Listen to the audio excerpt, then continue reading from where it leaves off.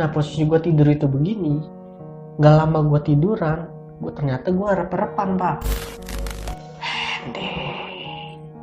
Andy, ih, kenceng pak. Gitu. Nah setiap gue mandek ke tembok kayak ada yang lewat di belakang gitu ya. Sekelebat merah, sekelebat di dalam nanya-nanya ke ibu gue. Ternyata CV itu tuh bekas rumah kosong pak. Dan dia lebih parah ngerasainnya. Mesin jahitnya nyala sendiri. Kayak ada yang ngejahit. Assalamualaikum warahmatullahi wabarakatuh. Halo teman-teman semua yang ada di rumah. Selamat datang kembali di channel Home Hand Production di segmen Betis, berbagi cerita mistis.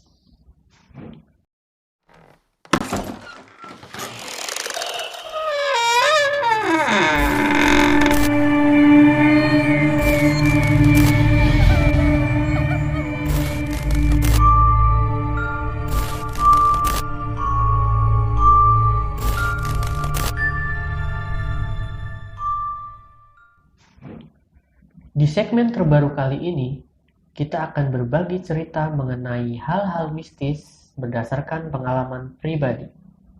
Namun, sebelum cerita ini dimulai, terima kasih untuk kalian yang telah klik video ini, dan jangan lupa untuk terus dukung karya-karya kami dengan cara like, komen, share, dan juga subscribe channel ini. Dan jangan lupa nyalakan lonceng notifikasinya biar kalian gak ketinggalan video-video terbaru di channel ini. Selamat menyaksikan. Cerita mistis kali ini berdasarkan pengalaman pribadi gue yang gue alami di sekitar rumah gue, Pak. Kejadiannya itu dulu waktu gue masih kelas 4 SD.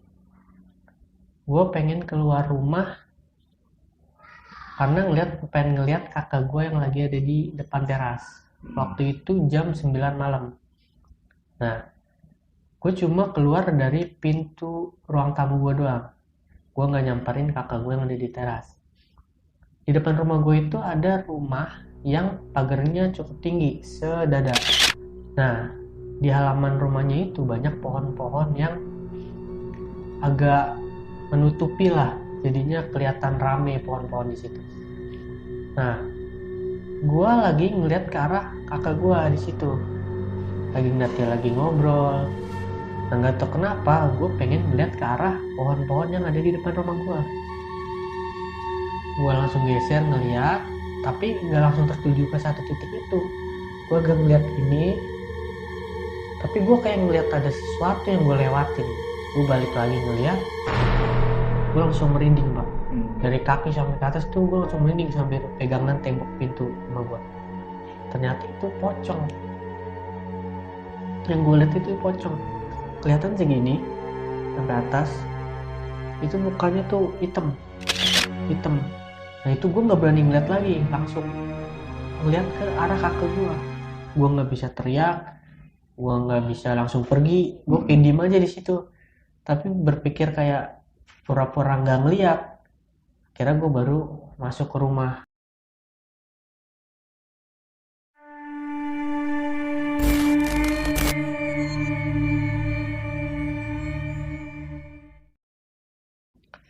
Gue juga pernah ngalamin waktu gue udah lulus, waktu gue masih SMK. Gue masih sekolah SMK. Entah kelas berapa, pokoknya gue SMK. Kejadiannya itu siang hari pak. Siang hari. Jadi ini yang membuat gue berbekas banget sih cerita ini, karena kejadiannya siang hari, kayaknya di hari libur deh. Jadi gue itu diajak ke kebun sama bapak gue, karena bapak gue ngurusin kebun kan di bawah. Nah terus diajak ke kebun, kayaknya mau bantuin nebang pisang atau mau apa gitu. Nah gue siang-siang itu ngantuk pak, kayak jadi emang harus ikut kan, jadi ntar dia nyusul gitu. Tapi lo bilang ntar gitu ya? Ya, gue memutuskan untuk ntar dia nyusul. Ya udah, akhirnya bokap gue ngajak nyokap gue tuh, yaudah ayo kebun dulu. Nah dia pergilah tuh berdua. Di rumah itu lagi sepi pak. Lagi kebetulan emang lagi ada gue bertiga doang. Nah terus nyokap sama bokap gue pergilah tuh ke kebun duluan. Nah gue memutuskan udah bilang ntar kan. gue ke kamar dulu, kamar gue di bawah. Gue tiduran karena pengen tiduran dulu lah, namanya ngantuk ya. Rebahan. Rebahan dulu deh. Gue tidur posisi begini pak, jadi tidur setengah miring, tangan gue gini di kepala. Oh, nyender gitu. Nah, ngadep ke arah tembok sana, belakang gue tembok juga. Nah, jadi kasur gue itu kasur yang ada di bawah lantai, kasur per yang ada di bawah lantai. Jadi kalau kita naik kasur itu kerasa njut-njut gitu pak. Nah, agak gelombang. Nah, posisi gue tidur itu begini, nggak lama gue tiduran, ternyata gue rep-repan pak, kayak ketindihan gitu. Gue ngerasa nggak bisa gerak, nggak bisa ngapa-ngapain, tapi yang biasanya gue rep-repan itu merem, nah ini melek. Gue bisa ngeliat sedikit gitu, tangan gue kelihatan sambil begini aja. Kata wah, namanya orang rep-repan pasti takut ya. Tapi posisinya kalau rep-rep itu sadar gak sih? Sadar pak, kita setengah sadar gitu. Kita tahu, kayaknya sih setengah sadar, tapi kita tahu kita lagi tidur posisinya begini, kita pengen bangun nggak bisa, pengen ngomong juga nggak bisa dalam hati. Nah itu gue agak melek sedikit, ngeliat ke tangan gue ke arah tembok sana. Nah pintu itu adanya di arah kaki gue sebelah sana pak. Kalau gue tidurnya begini, pintu itu sebelah sana. Nah terus gue lagi perpan gitu, baca-baca semua yang gue bisa lah. Ada yang masuk pak ke kamar gue. Jadi kamar nggak ditutup kan, ada yang masuk. Nah terus suara kaki jalannya tuh kedengeran. Karena ubin gue tuh bukan ubin, jadi kayak plastik tempelan gitu. Jadi kalau jalan tuh sek. Gue kerasa ada yang jalan. Nah gue mikirnya, nah ada orang nih bantuin gue, maksudnya entah gue dibangunin atau diapain gitu kan. Terus dia jalan ke belakang gua, karena gua tidur samping kan, ini miring, gua nggak bisa lihat tuh. Dia ke belakang gua, naik ke kasur, rasa tuh jut.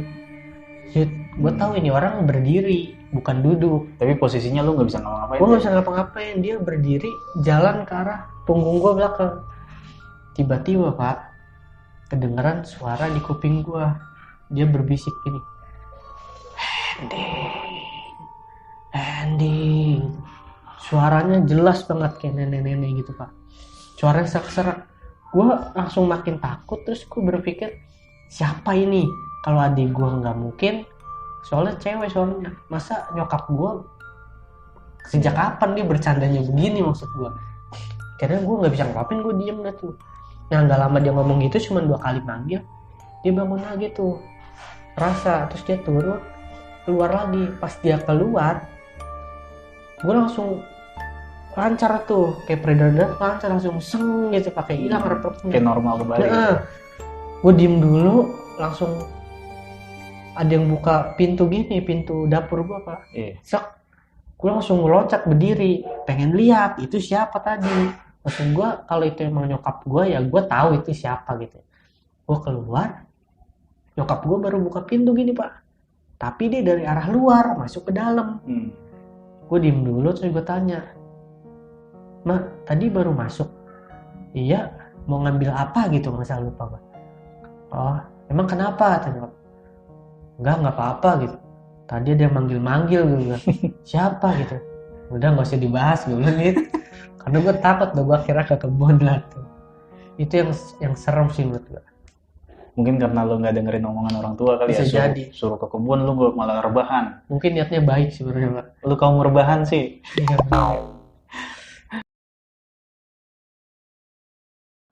Ada lagi cerita ketiga yang kejadian baru-baru ini pak, berapa bulan yang lalu, kayaknya Desember deh. Jadi gue itu punya kamar di atas kan, di rumah gue. Gue biasanya nongkrong di atas, itu kamar emang udah lama banget gak ditempatin, karena gue biasanya tidur di bawah sama adik gue. Itu kamar udah lama gak tempatin. Nah berapa bulan yang lalu gue mutusin pengen gue tempatin lagi, tapi emang belum gue tempatin tidur. Mungkin gue kalau main di atas, nonton video segala macem di atas aktivitas. Nah gue biasanya sampai larut malam tuh di atas, terus sambil nonton YouTube, nonton video. Suatu ketika nih pak, malam hari, gue lagi pakai headset juga, terus gue volume kenceng kan, gue nonton gini. Jadi di atas itu bener-bener ada kamar gue doang, nggak ada ruangan lain. Jadi cuma tangga, terus kamar gue di luar itu ada teras sedikit dan gelap. Nah itu gue lagi denger headset, itu kayaknya kejadian jam 11 malam deh. gue denger suara bunyi Pak. Kayak gimana? Dari luar jendela gue. Jadi gue duduk gini, jendela gue tuh di sini. Gue udah pakai headset, suaranya tuh kedengeran kayak orang nangis kalau di headset. Kenceng Pak, karena gue pakai headset kenceng kan. Terus gue buka dong, karena gue pengen mastiin ini apa. Berarti lu pakai headset tapi masih kedengeran tuh? Masih kedengeran, karena itu deket Pak, jendela gue di sini. Dia adanya di luar jendela gue. Posisinya jendelanya itu dibuka gak? Pada saat itu enggak dibuka. Nah, itu ada ording juga kan. Nah, terus gue pengen mastiin dong apa. Kalau emang gak ada apa-apa ya gue pakai headset lagi dong. Ternyata pas gue buka, bunyi lagi Pak. Sama persis kayak gitu bunyinya. Kenceng Pak. Itu gue pikirnya di nada awal tuh pas gue pikir orang nangis nih. Ternyata nadanya nggak begitu, malah panjang doang. Gitu Pak. Gue langsung berdiri terus mikir ini apa kata gue. Kalau emang ini hewan apa? Kalau atau iya, apa ya? tapi kenceng banget, sumpah bunyinya kenceng banget. Terus kalau emang ini makhluk halus apa gitu, gue baru denger ini kenapa gitu. Kalau nangis mungkin gue bisa menyimpulkan apa gitu. Nah habis itu gue langsung keluar Pak ke teras. Itu teras gue gelap karena nggak ada lampu. Gue langsung mutusin ke teras sambil pelan-pelan karena gue takut kalau itu hewan takutnya berbahaya kan. Gue keluar nggak ada apa-apa Pak, bunyinya juga nggak ada lagi. Dan posisi di rumah itu udah pada tidur Pak, udah jam 12. Dan itu emang suara bener-bener gue denger dari luar jendela gue di atas. Nah, dan itu gak ada akses kemana-mana, mampir di situ doang.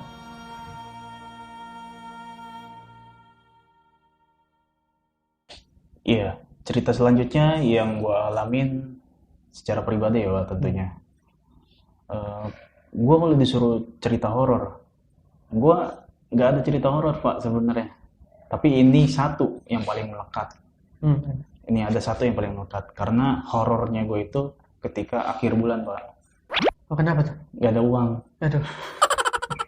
Jadi kok komedi ini, horor komedi. Oke, pengalaman pribadi gue ini terjadi ketika gue masih duduk di bangku SMK di sekitaran tahun 2011 atau 2012, gue lupa. Dulu itu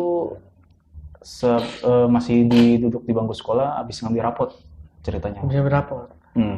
Abis ngambil rapot kan biasanya libur panjang tuh, ya kan? Ada kali berapa minggu ya kan? Betul.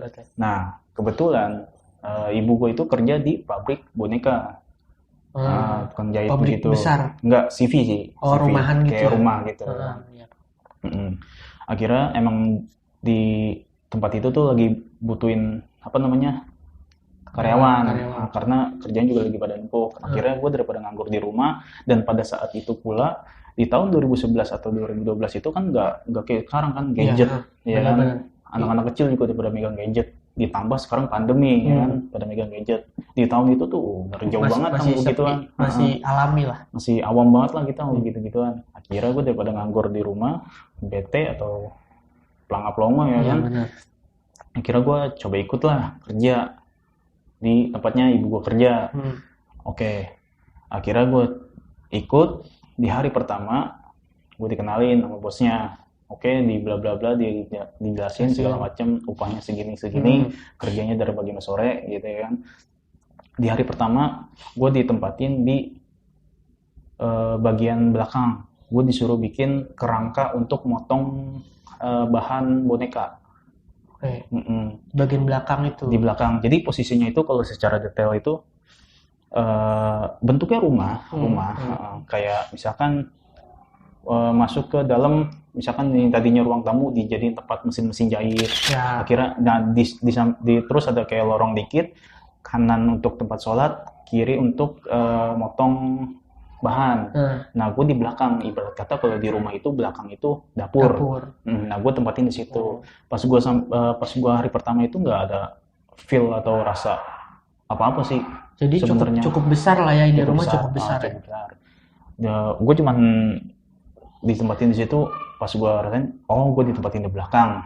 Tapi di belakang itu sendiri atau ada temennya? Nah, ternyata gue ditempatin di belakang itu sendiri, Pak.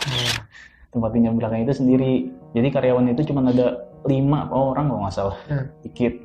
Dan bosnya itu pun jarang ke situ. 5 orang di hari pertama, hari kedua, hari ketiga itu nggak ada terasa apa-apa. Tapi emang di belakang terus dan sendiri. Terus di hari keempat nih Pak, di hari keempat itu gua rasa tuh kayak setiap gua kerja itu, setiap gua fokus, gua kan madep ke tembok, jadi kayak ada meja, gua madep ke tembok, gua bikin lah polanya di situ. Nah setiap gua madep ke tembok, kayak ada yang lewat di belakang gitu ya. Sekelebat merah. Gimana sih Pak kalau kita? Ya, tapi ngelihat dari mata ini, buntut mata gitu ya? Iya, kayak gimana sih kita kalau ada yang orang lewat pasti ngerasa dong secara manusiawi gitu ya kan? Angin atau apalah yang lewat gitu ya kan?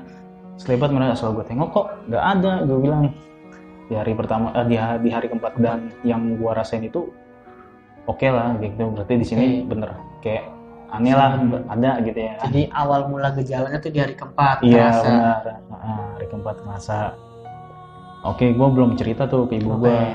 Ke hari kelima, gue ngerasain hal yang sama. Hal yang sama. Dan itu gue juga belum cerita ke manapun ataupun ibu gue. Nah, pas di hari terakhir, karena kan gue kerja itu seminggu. Seminggu kepotong libur hari Minggu, jadi kerja cuma 6 hari. Nah, hari ke-6 ini, gue ngerasain hal yang sama. Terus gue kayak ngerasanya, apaan sih gini mulu, gue bilang. Udah terlalu terganggu lah. Karena seumur, emang sih gak ganggu gue, cuman kayak heran aja kayak ada yang lewat gitu ya kan.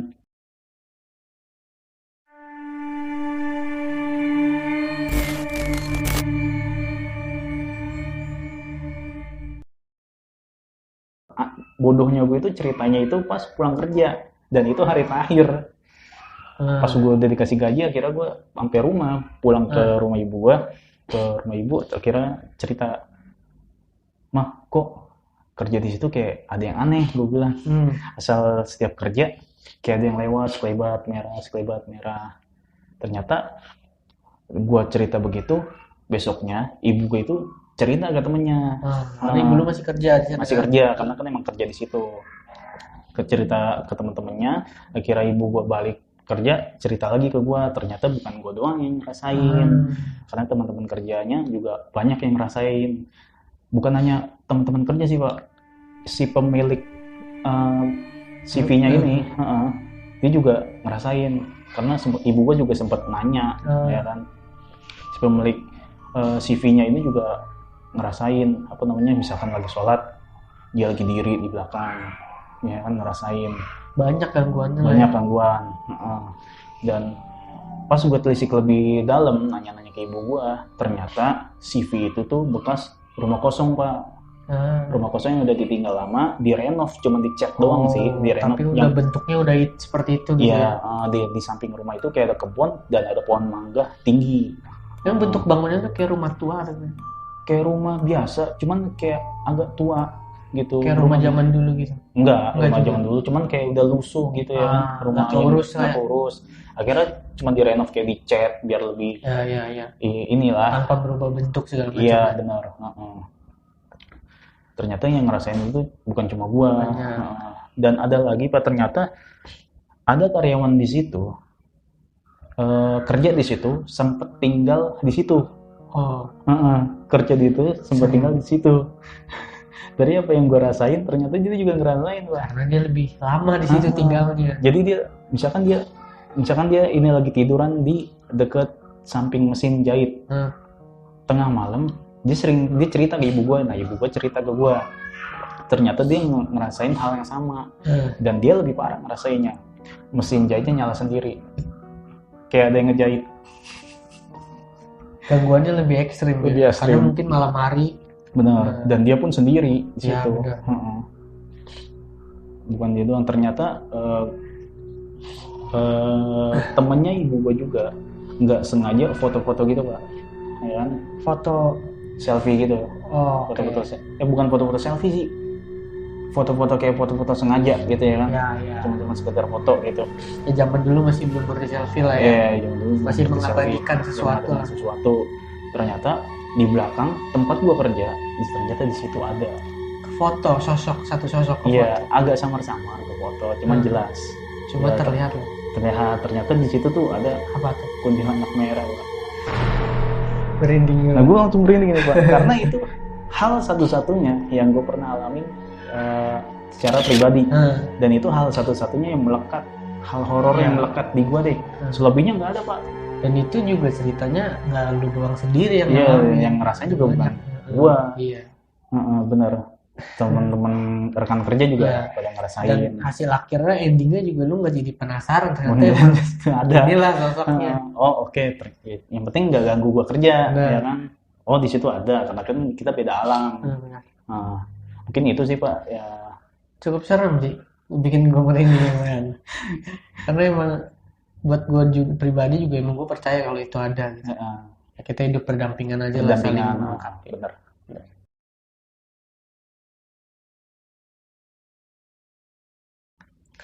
Ya, sekian tadi cerita yang udah kita ceritakan berdasarkan pengalaman dari pribadi kita berdua. Mungkin segitu aja. Kalian gak usah terlalu pusing dengan apa yang kami ceritakan, bahkan percaya dengan apa yang kami ceritakan. Karena sepatutnya percaya hanya kepada Tuhan yang Maha Esa. Buat kalian yang punya cerita horor mungkin atau pengalaman mistis yang terjadi pada kalian sendiri, kalian bisa menceritakannya langsung di kolom komentar, karena nanti akan kita bacakan cerita yang kalian alami. Gue Hendy Kem pamit undur diri. Gue Yanuar pamit. Wassalamualaikum warahmatullahi wabarakatuh.